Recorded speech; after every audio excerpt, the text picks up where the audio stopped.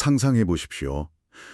당신이 오직 맹목적인 사랑 하나만으로 무려 7년짜리 초고강도 노동계약서에 덜컥 사인을 했다고 말이죠. 휴일도 없고 워라밸도 없는 그런 조건으로요. 와, 지금 기준으로 보면 정말 말도 안 되는 계약이죠? 그렇죠. 그런데 마침내 그 2556일의 기나긴 노동이 끝났습니다. 보상을 받는 첫날 완벽한 승리감에 취해 잠이 들었는데 다음 날 아침 눈을 떠보니까 회사의 최고 경영자가 완전히 다른 보상 패키지로 바꿔치기 해버린 겁니다. 당신이 전혀 몰랐던 그 지역의 숨겨진 세부 조항을 들이밀면서요. 심지어 물을 수도 없고 원래 원했던 걸 받으려면 다시 7년을 더 일해라 이렇게 일방적으로 통보하는 거죠. 현대 노동법이나 계약법으로 보면 당장 법정 구속이 될 만한 거대한 사기극입니다. 맞아요. 진짜 구속감이죠. 그런데 놀랍게도 이건 수천 년 전 기록된 고대 텍스트, 그러니까 창세기에 등장하는 이야기입니다. 사람들은 보통 이 야곱과 라반 그리고 레아와 레아의 이야기를 단순한 고대 로맨스나 종교적 서사 정도로 소비하잖아요. 네네. 주일학교에서 많이 듣는 옛날 이야기처럼요. 맞습니다. 하지만 그 이면의 메커니즘을 들여다보면요. 이 텍스트는 정보 비대칭성이나 매몰 비용의 오류, 그리고 권력형 기만이 한 개인과 가정을 어떻게 파괴하는지 보여주는 아주 소름 돋는 심리학적 또 사회학적 보고서입니다. 그래서 오늘 저희의 이 깊은 탐구에서는 여러분이 이미 잘 아시는 이 오래된 텍스트를 완전히 새로운 시각으로 해부해 볼 겁니다. 도덕적인 영웅담이나 권선징악 같은 뻔한 포장지는 전부 벗겨내고요. 네, 고대 근동의 치밀한 계약 구조와 그 안에서 벌어지는 인간의 맹목적인 집착이 어떻게 파국을 초래하는지 파고 들어보는 거죠. 자, 이 내용을 하나씩 풀어봅시다. 주인공 야곱이 고향을 떠나서 낯선 동방 땅의 우물가에 도착하는 장면이 이 모든 비극의 방아쇠가 됩니다. 그렇죠. 거기서 야곱이 아주 결정적인 행동을 하거든요. 네, 자신이 찾던 친척 라반의 딸 라헬이 양떼를 몰고 오는 것을 딱 봅니다. 그러고는 갑자기 혼자서 우물 입구를 막고 있던 거대한 돌을 굴려버려요. 여기서 아주 흥미로운 점은요. 이 우물가 장면이 야곱의 현재 심리 상태를 보여주는 엄청난 단서라는 겁니다. 고대 농경사회에서 우물을 덮고 있는 그 돌은 성인 남성 목자 여러 명이 모여야만 간신히 치울 수 있는 아주 무거운 돌이었거든요. 아, 혼자서는 절대 못 치우는 거였군요. 네, 맞습니다. 수자원 보호를 위한 일종의 물리적 보안 시스템이었던 거죠. 모두 모여야만 연다는 규칙도 있었고요. 그런데 야곱은 라헬을 보자마자 그 무거운 돌을 혼자서 휙 치워버립니다. 와, 그건 마치 회사 정수기가 자물쇠로 잠겨 있는데 첫눈에 반한 사람한테 물 주겠다고 새로운 인턴이 맨손으로 그 자물쇠를 부숴버린 격이네요. 네, 아주 정확한 비유입니다.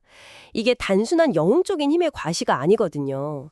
심리학에서 말하는 아드레날린 분비에 의한 극한의 과각성 상태를 보여주는 겁니다. 아, 그 사람이 라헬이라는 대상한테 순식간에 얼마나 병적으로 몰입했는지 보여주는 거군요. 맞아요. 그 과각성 상태가 야곱의 이성을 완전히 마비시켜버린 거죠. 그러니까 마치 포커판에 앉은 플레이어가 자신의 패가 너무 좋아서 흥분한 나머지 상대방한테 자기 감정을 전부 들켜버리는 그 텔을 노출한 거랑 똑같네요. 정확합니다. 텍스트를 보면 라헬을 보자마자 입을 맞추고 소리내어 우는 야곱의 모습이 나오는데요. 이건 협상 테이블에서 절대로 정말 가장 보여주지 말아야 할 절박함을 만천하에 드러낸 셈이거든요. 그렇죠. 패를 다 들킨 거죠.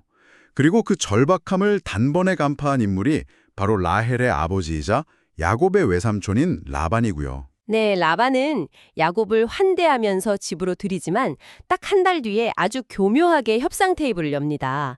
네가 내 조카지만 어째 공짜로 일하겠느냐. 네 품삯을 정하자. 이렇게 운을 띄우죠. 그때 야곱이 정말 묻지도 따지지도 않고 파격적인 제안을 던집니다.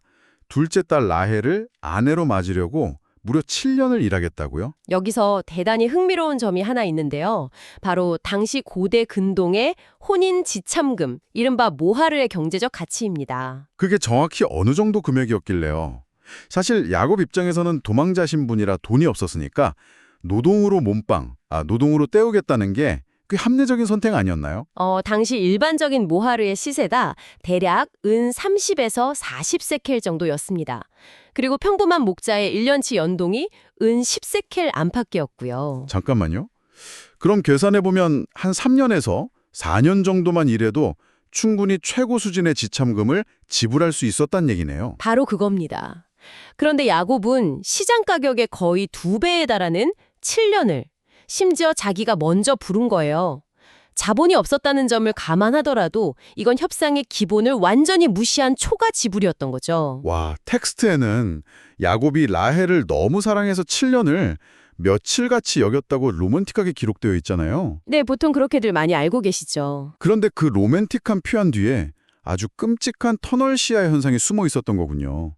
목표물인 라헬, 딱 하나만 시야에 들어오니까 주변이 전혀 안 보였던 거예요. 맞습니다.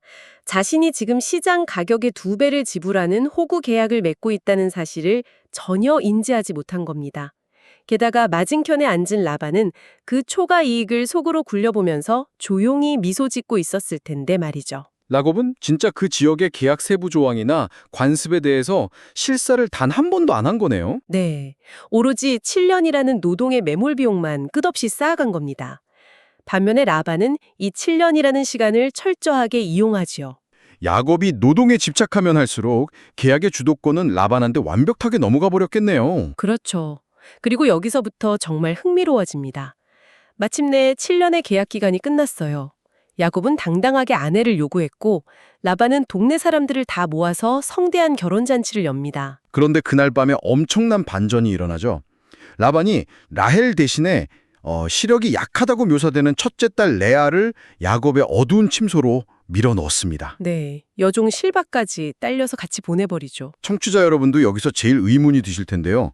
아니 아무리 그래도 그렇지 어떻게 자기가 7년이나 애타게 기다린 여자인지 아닌지 첫날 밤에 모를 수가 있죠? 그게 참 현대인의 시각에서는 이해가 안 가실 텐데 고대 근동의 결혼 예식 구조를 이해하셔야 합니다.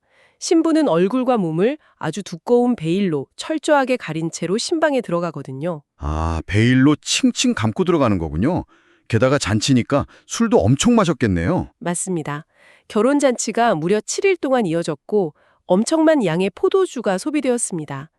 극도로 어두운 텐트 안, 7년 동안 억눌렸던 감정적 폭발, 그리고 알코올의 영향까지 겹쳐진 일종의 완벽한 감각 차단 상태였던 거죠. 와, 거의 눈뜬 장님이나 다름없는 상태였네요. 게다가 야곱 자신이 과거에 누군가를 속인 전력을 생각하면 이건 완벽한 인과응보처럼 보이기도 하고요. 네, 그 부분도 아주 날카로운 지적입니다. 그런데 이 대목에서 아주 중요한 질문이 하나 제기되는데요. 라반이 왜 하필 아침이 될 때까지 이 사실을 숨겼는가 하는 점입니다. 그러게 말입니다. 아침에 눈을 딱 뜬 야곱이 경악을 하면서 외삼촌이 나를 속이시면 어찌 됨이니까 하면서 길길이 날뛰잖아요. 네, 그때 라반이 아주 뻔뻔하게 대답하죠. 언니보다 아우를 먼저 주는 것은 우리 지방에서 하지 아니하는 바이라 이렇게요. 와, 진짜 뻔뻔함의 극치네요.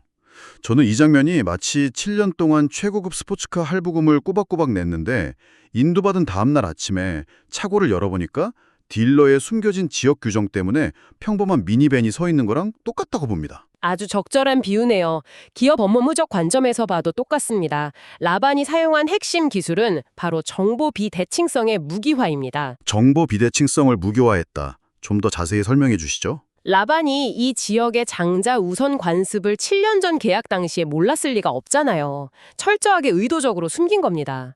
고대 사회에서 동침은 곧 결혼 계약에 돌이킬 수 없는 법적 성사를 의미했거든요. 아, 그러니까 계약 전에는 관습을 싹 숨기고 있다가 상대방이 절대 돌이킬 수 없는 상황이 되어서야 그 관습을 무기로 꺼내든 거군요. 바로 그겁니다. 라반은 계약이 영구적으로 고착화되어서 야곱이 절대 환불을 요구할 수 없는 시점, 즉 아침이 들 때까지 기다린 거죠. 아주 악랄하고 철저하게 설계된 타이밍입니다. 완벽한 법적 함정이네요. 야곱이 그동안 남들을 속이면서 살아왔던 그 얄팍한 기만의 스킬이 라반이라는 훨씬 더 지역 친화적이고 권력화된 기만의 시스템 앞에서는 완전히 속수무책으로 무너진 겁니다. 네, 결국 야곱은 라헬을 얻기 위해서 다시 7년이라는 추가 노동계약에 서명할 수밖에 없었죠. 라반의 그 뻔뻔한 역제안을 그대로 받아들인 겁니다. 여종 빌하까지 더 받으면서 도합 14년의 세월을 바치게 되네요. 그런데 전문가님, 이 사기극의 진정한 비극은 야곱의 노동력 착취에서 끝나지 않잖아요. 네, 맞습니다. 노동 착취보다 훨씬 더 심각한 문제가 발생하죠. 그래서 이 모든 게 대체 무슨 의미일까요? 왜 텍스트는 이 노동 분쟁 이후에 갑자기 야곱의 안방으로 카메라를 쑥 들이대면서 두 아내의 이야기를 집중적으로 조명하는 걸까요? 왜냐하면 이 거대한 사기극의 질적 피해자는 야곱이 아니라 철저하게 수단으로 전락해버린 두 딸들이기 때문입니다. 경제적이고 법적인 사기극이 가정 내로 들어오면 그게 어떻게 구조적인 폭력으로 변모하는지를 아주 적나라하게 보여주는 거죠. 라반의 그 속임수 하나 때문에 한 지붕 아래에 남편의 사랑을 독차지하는 아내 라헬과 철저히 외면당하는 아내 레아가 공존하게 되어버렸으니까요. 네, 레아의 입장에서 생각해 보세요. 레아는 자신의 의지와는 전혀 무관하게 아버지의 사기 도구로 사용되었습니다. 그리고 그 대가로 남편 야곱으로부터 평생 정서적인 학대와 방치를 당하게 되죠. 야곱도 참 잔인한 게 자신이 사기를 당했다는 그 억울함과 분노를 사실상 아무 힘도 없었던 레아한테 무관심과 냉대라는 방식으로 화풀이한 거잖아요. 맞습니다. 텍스트를 보면 아주 극명한 대조가 나옵니다. 여호와께서 레아가 사랑받지 못함을 보시고 그녀의 태를 여시는데 반대로 사랑받는 라헬은 아이를 전혀 갖지 못하죠. 여기서부터 레아가 4명의 아들을 연달아 낳으면서 지어주는 이름들을 보면요. 저는 정말 한편의 잔혹한 심리 스릴러를 보는 것 같더라고요. 네, 이름을 담긴 의미들이 정말 처절하죠. 첫째 루벤의 뜻은 여호와께서 나의 괴로움을 돌보셨으니 이제는 내 남편이 나를 사랑하리로다 고요. 둘째 시므온은 내가 사랑받지 못함을 들으셨으므로, 셋째 레위는 내 남편이 지금부터 나와 연합하리로다. 이렇잖아요. 이 이름들은요, 당시 레아가 겪고 있던 극심한 애착 손상과 심리적 결핍에 대한 생생한 기록입니다. 고대 사회에서 자식을 낳는다는 건 가장 큰 권력을 손에 쥐는 거였거든요. 그런데도 레아는 그 권력을 즐기기는커녕 오직 남편의 인정이라는 그 한 가지 목표에만 병적으로 매달려 있네요. 네, 아이의 존재 가치 자체가 남편 야곱의 시선을 끌어오기 위한 수단이자 자신의 심리적 결핍을 증명하는 도구로 전락해버린 겁니다. 레아는 아이들의 이름을 자신의 결핍을 채우기 위한 일종의 관계의 반창고처럼 사용하고 있었던 거죠. 출생신고서 자체가 남편을 향한 애타는 편지이자 구조요청이었던 셈이네요. 우리는 보통 야곱을 사기당한 피해자로만 동정하지만 텍스트를 보면 야곱 역시 레아를 철저히 외면하면서 가해자로 돌변하고 있습니다. 가해자인 라반 그리고 반관자이자 또 다른 가해자인 야곱이 만들어낸 그 거대한 폭력의 시스템 안에서 레아가 얼마나 처절하게 분개되고 있었는지를 이 텍스트는 이름이라는 메커니즘을 통해 폭로하는 겁니다. 그런데 전문가님, 첫째, 둘째, 셋째까지 계속 남편의 사랑만 갈구하던 이 처절한 패턴에 갑자기 큰 균열이 하나 생기지 않습니까? 네, 아주 결정적인 변화가 찾아옵니다. 레아가 넷째 아들 유다를 낳았을 때 이름의 의미가 완전히 달라지잖아요. 이것을 더 큰 관점과 연결해보면요. 이 텍스트가 단순히 억압받는 여성의 비참한 슬픔만을 이야기하는 게 아니라는 걸 알 수 있습니다. 넷째 유다의 뜻이 바로 내가 이제는 여호와를 찬송하리로다 이거든요. 드디어 레아의 시선이 남편 야곱에게서 떨어져 나간 거네요. 남편이 나를 사랑할 것이다, 나와 연합할 것이다 라는 그 기대 자체를 완전히 포기해버린 거군요. 네, 포기이자 동시에 엄청난 내면적 승화입니다. 심리학적으로 보면 타인에게 묶여있던 자신의 가치를 스스로 끊어내는 아주 건강한 분리의 순간이죠. 건강한 분리요? 네.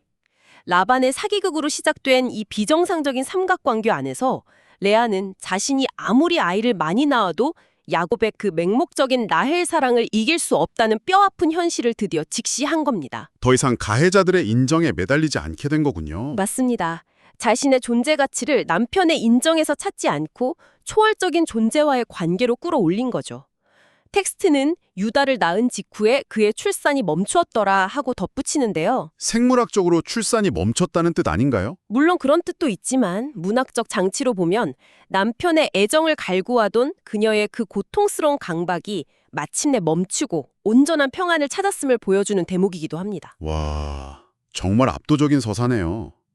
우물가에서 무거운 돌을 맨손으로 굴려버린 야곱의 그 맹목적인 과각성 상태가 무려 14년이라는 지독한 노동 착취의 매몰 비용으로 이어졌습니다. 그렇죠. 그리고 라반의 그 치밀한 정보 통제와 계약 사기는 단순히 야곱 한 사람을 속인 걸 넘어서 레아라는 한 여성의 영혼을 철저하게 파괴하는 가정 내의 권력형 폭력으로 번졌고요. 네, 아주 끔찍한 나비 효과죠. 하지만 그 밑바닥에서 레아는 넷째 아들 유다를 통해 마침내 자신을 올가매던 집착의 고리를 끊어냈습니다.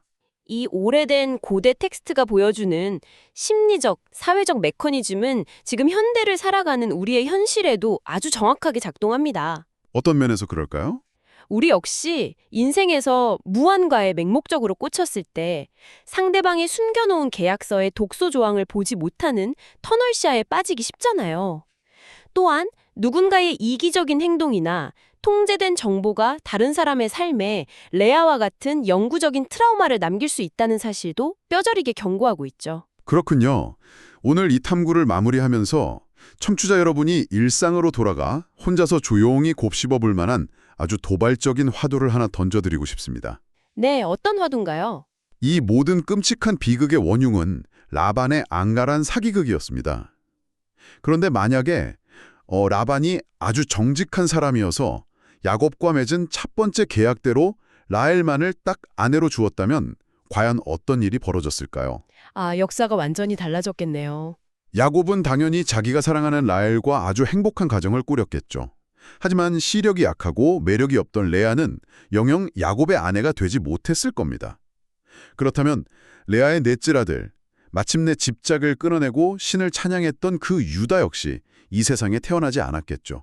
그렇게 연결이 되네요. 역사를 아시는 분들은 이미 눈치채셨겠지만 훗날 이스라엘의 가장 강력한 지파가 되고 고대 이스라엘의 최고 전성기를 이끈 다윗 왕을 비롯해서 수많은 역사적 핵심 인물들이 바로 이 유다의 혈통에서 쏟아져 나옵니다. 정말 엄청난 아이러니네요.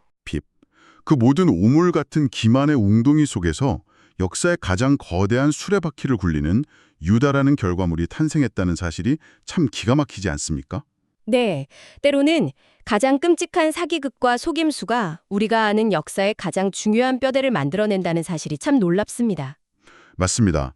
청취자 여러분, 당신의 삶을 뒤흔들어 놓은 예상치 못한 차질이나 절망적인 상처는 지금 과연 어떤 거대한 역사를 은밀하게 잉태하고 있을까요?